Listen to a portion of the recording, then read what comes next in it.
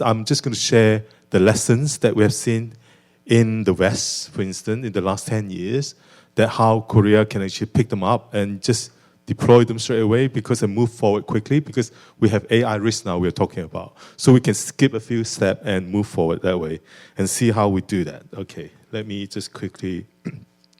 So 3 things, right? I mean, the flip side, I mean, the traditional risks we're talking about, the property, right? What are the property risks? Are all physical, right? Like the property, the natural catastrophe, you can see them, right? Why do we have property insurance today, right? Can anyone know why? To protect our own asset, right? To our finance, to have our financial protection. A mechanism in the event of fire, on a building, there's insurance to pay out for it, right? When there's a natural event, earthquake, flood, whatever, we have that national financial compensation to make good and to put us back to as much as possible. Of course, it's never be perfect, but at least to have some financial indemnity. This is the physical side of the risk. We call them tangible risks, right? But that was 100 years ago. Were there fire risks? Were there property insurance? I mean, think about that, right? But that was 100 years ago. And 10 years now, we're talking about non-physical risk, the intangible risk, right? Essentially, what I see digital risk today is the flip side of physical risk. Why is it so? Because we keep advancing technologically. I mean, we becoming, our brain is just so good, right? We are able to advance, automate. We are able to make things digitalized as much as possible. Our payment system nowadays, just a mobile phone where you can touch and pay for it. So these are all the signs that for us, we have to protect our intangible risks. We don't have that many hard copies carrying with us anymore, right? Whatever we had, maybe just a mobile way, right?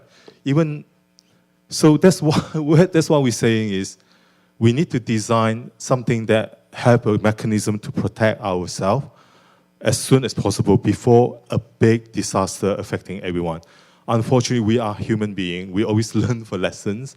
So no matter what we do, we will try our best to mitigate this until sometimes, some days, that there's a real financial consequence, then big action will come. But, fortunately, we do have incidences. They're not big enough, but they are big enough to act, basically, for all of us. So really, what we're trying to do here today is to say that cyber insurance is not an insurance product which provide indemnity only. In order to be successful in the insurance world for providing cyber insurance, as a capacity provider, as the modern insurer, we need to have the basic stuff, like underwriting discipline. We need to work with the partners in order to prevent the risk. We must have risk prevention. This is the pre-loss element spoken earlier. And also rapid response when something happened. And also earlier about the 48 hours. So this is a nice session after the 3 session earlier because it's a good way to transfer this into how we can do this in the way of wrap into a financial protection mechanism in the event of a cyber event, right? So this is what I was meant to be going through. So it's really the key development cycle that we saw in the Western world. I will share that quickly. And then the implication for us in Korea here. And of course, then we shift back to the domestic market framework. So essentially here, this is the global map. I don't know where many of you are aware, 16 to 18 billion is what we expect to be in today's world of the annual insurance premium for cyber in USD, which is still not big. If I can share in the sense of what property risk premium, we'll talk about, I think, 500 to 600 billion, just property insurance premium. So this is still very tiny. And it's very surprising. Why? Because what we're seeing, our digital asset is definitely way in trillions. And when there are events, when there are losses, they are actually also in billions. So that also means one thing. We are so underinsured right now. And the reason why is very simple. The confidence of providing the insurance capacity is not really there yet. No insurers dare to provide much cover right now. Even if they do, there's a lot of condition around the cover, right? So to make it really expensive. And for company to buy the insurance, right, when they look at the price, there's this competition between the technical part of the budget, the expense, versus what would be needed, right, for the margin for the company, and also the other part of the expenses in terms of the risk management expenses. So the difference between whether we should spend it as an IT budget versus we should spend it on the risk management budget. Unfortunately, this is becoming no longer grey. I think it's part and parcel of the risk management framework, whereby the IT budget is part of the risk management ecosystem. And where we are learning from the lesson is, you can see, only 2016, it wasn't long ago. 2016 was 10 years ago. 3 billion, right? 3 to 4 billion. If you can see today, we're talking about 16, right? 25, we finished around 16. So it's about 4 times, right? 10 years, about 4 times. On the numbers wise, it's actually quite fast, quite rapid. This is initially why. It's because majority of the first 4 years, let's say 2017 to 2020, this is around the time where they grew quite rapidly in the US, but you haven't seen the premium grew quickly, but the exposure has. The reason being is because the capacity are growing quickly in the US. We're growing quickly in the US. And the insurers in the US are making money, were making money. And then there were not a lot of losses, so the coverages were broadening. Essentially, they offer more, higher limit, but less and less premium. So you see the growth there, although it's small numbers, fast, but actually the exposure growth even higher. Because there was not a lot of losses, the loss ratio were low, like 10, 20% loss ratio, so were good for the insurers, so they just keep selling the cyber insurance, just like a commodity, like property insurance. There's not a lot of underwriting apart from a risk a questionnaire. And then it came around COVID time, 2020, 2021. Then you can see the number from 6 to 8. That was the year when they were still growing and start growing in Europe as well. And what we saw was the surge in ransomware events, the surge in the frequency of ransomware losses. And then this company starts suffering losses. They realize, this is not really, this become quite systemic, because we have a few events then. Back in the days, we talk about NotPetya, we talk about WannaCry, although it didn't show up as a loss in these numbers here, because don't forget, cyber risk is actually across all lines of insurance products, not just cyber insurance itself. So some of the losses, like NotPetya, which is about, I think, $1 billion loss in terms of insured loss, 10 billion in terms of economic loss. But that 1 billion of insured loss, only 300 million is related to cyber insurance policies. Another 700 is more related to property risk insurance. So that was also the time when we became quite quickly wanted to affirm cyber risk, meaning all the lines of business, we need to declare whether cyber risk is insured or not insured, because otherwise we are underinsured again in the traditional insurance product. By allowing cyber risk to be included, that means the property not charging enough insurance when something like that happened related to cyber risk, rather than the original traditional like perils, like fire, for instance. So that's when, from 2020 to 22, you will see a surge in premium. This is the interesting part. This is where we call hard market, right, for cyber insurance. Despite the fact that the premium went significantly more, the exposure stayed flat. Reason being, a lot of insurers are actually reducing the limits, charging the same premium, but half the limit. Some even introducing sub-limit. Some even remove some of the coverages. If you recall contingent BI, actually contingent BI is one of those very common in property insurance that were also offered in cyber insurance that have been taken away because the supply chain has become a concern, supply chain risk. So from there onwards, a lot of introduction in terms of strengthening the product that would include underwriting. From the underwriting perspective, would be minimum security controls required. Before 2020, you might just have a questionnaire, and your questionnaire may be populated but you don't even validate some of the information. Now, since 2020, minimum cybersecurity control is a must, meaning you must have something quite simple like multi-factor authenticator, something like EDR, the endpoint detection response, and many others. And so essentially, those are the requirements before they can offer that insurance to a large corporate company.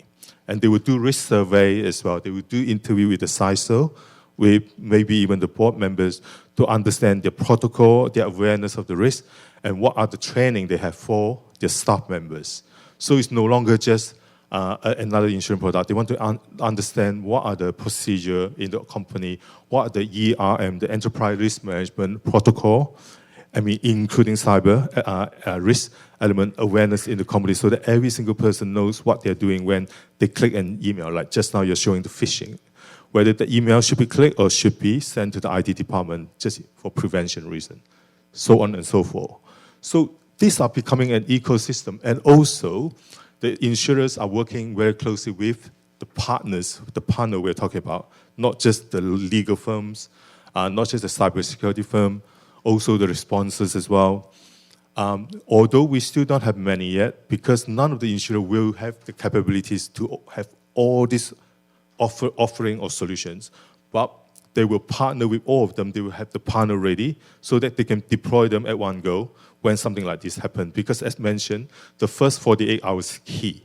And then in the insurance, we also have the so-called waiting hours, right? We have 12 hours, 24 hours. So the faster, the sooner you, resolve the issue, the less would be the cost related to the, incident, for example. So these are all very important.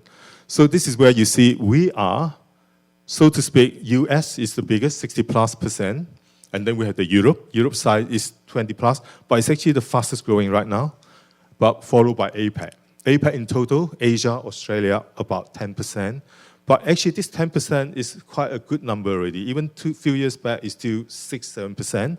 So we are actually one of those with the biggest growth opportunity right now, and where we are seeing more incidents, just like last year in Korea, right? We have few big incidents, and then subsequent to that, there are a lot of these corporates start buying cyber insurance, right? Which is going to happen somewhere in Asia as well, in Southeast Asia as well. And this is where you can see the numbers. We do predict this 25 billion in 3-4 years' time is realistic. This number has been forecast every year, reforecast every year. And we believe right now it's a soft market. Soft market is not because, soft market in the sense is because the capacity has the confidence to, they have the confidence to come back into the market because they believe in the insurance product right now. After introducing all these underwriting standards, we also have one thing I forgot to mention is the policy wordings clarification, that including the exercise, not just on the silent cyber piece, also on the war piece. Before 2020, all the war clauses in the wordings is all related to physical war, kinetic war. After 2020, we introduced cyber operations in the cyber insurance policy. In Lloyd's, they have this exercise of affirmative and making sure that every single cyber insurance policy, there will be some form of war policy, including non-kinetic cyber operation included. That's usually related to a targeted country like those mentioned just now, Iran, North Korea, China, and also, Russia. And that certainly helped in today's world with what's going on in Iran right now. Let's say they're going to target the US because of what happened with Iran and US and Israel. So this wording should be tested if there's such an incident whereby something happened in the US in the coming weeks or days. Hopefully, the challenge with that wording is there now to protect this one, but not yet tested. So we have to see as well. But what is the beauty about that is, as a Korean market here, still a very small market, you can actually pick all this up already, whereby I believe we have, and use it already to apply in the market and to try to grow the market that way. So to make it less systemic, but more insurable. And to the extent that it can be absorbed by the private markets, which is the key here. Sorry, I'm just focusing on one slide right now, but time has been ticking. That's what I'm trying to say here. So this is where the development cycle is a learning lesson. It's a good key learning lesson for us here. Essentially, this is where I was mentioning just now, from the growth phase to the shock phase, which is about 18 to 20, and then correction phase, 20 to 22. Discipline phase is after 2022, the market has stabilized so much. A lot of the insurers are making a lot of margins, and they have then decided, that's it, we are coming in. So a lot of insurers start writing insurance. And in this region as well, we are seeing a lot of domestic carriers are doing the same, which is something that is amazing because we do believe cyber insurance it shouldn't just be a niche line of business. It should become very prominent because this line of business should be extended to not just corporate, to SME, as well as personal cyber. We do believe every one of us now, we have a digital footprint that need to be protected. And insurance is a way to do so. And we believe a lot of moral hazard can be prevented so long we introduce a lot of conditions whereby we are doing that right now in the corporate, in the commercial policies as well. So this is our all great lesson to have. So yeah, I mentioned all that, the minimum standard for the underwriting standards, the policy clarity, including all of this. Of course, critical infrastructure failure is one of those things that we need to be also paying attention. Actually, those are the key, like oil, telecommunication, energy, and everything. And of course, the services, the whole ecosystem around that. And the systemic event related to all this, we need to understand the dependency because this is digital ecosystem we're talking about.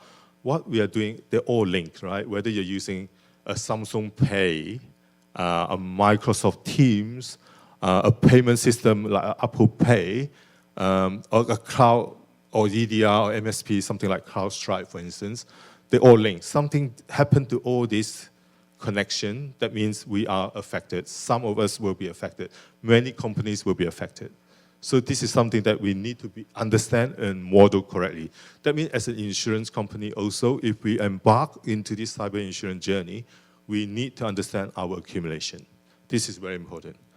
So this is our APAC landscape. Essentially, APAC is also a target region, put it that way, not just the one that targeting, like China, Russia, China and North Korea, but also target, because, I mean, it's also the region whereby wealth creation is becoming more affluent, wealthier, where easy target for people, and also digitalization is ahead of everywhere in this region. Autonomous AI is becoming more and more common in this region. So that's where, I mean, we're having the threat here, but at the same time, the opportunities. Okay, let me quickly go through. So we did mention all that. In addition to the prevention and response, reinsurance is also a key mechanism to help insurers to grow, because ultimately the reinsurer will help us to have discipline and to provide the risk governance, and also to ensure whatever needed to be insured retained within the insurer, we can do so, but whatever that is considered volatile, that can be absorbed by the reinsurance. But ultimately the goal is it's an ecosystem that we help each other, we learn in the process and grow the market together. I'm going to skip this quickly, and of course, spread this out into other segment of the business that is less our focus, including SME, embedded, and also every prevention led. With the prevention, the insurance to come together can actually increase the scale, but at the same time make insurance more affordable for everyone. Okay. So this is essentially what I just touched on. This is the pickup points, what we can pick up for the Korean market that I believe the domestic landscape later can cover this as well. Ultimately, I just wanted to share one big thing is about AI. Actually, AI now is becoming a focus from some of the Western markets already, because AI maybe is the new silent risk for us to worry about. Silent AI now I'm talking about. So it's something that we need to understand what kind of AI. Essentially, AI risk is the cyber risk that spread across automated decision system. So it's quite scary in the sense, like we mentioned earlier today. So we need to also, at the same time, having this in mind, that what come with this is maybe we need to define some condition in our policy wording, having this AI in mind as well in the future. So with that, I leave it to the next session. Thank you so much for your time.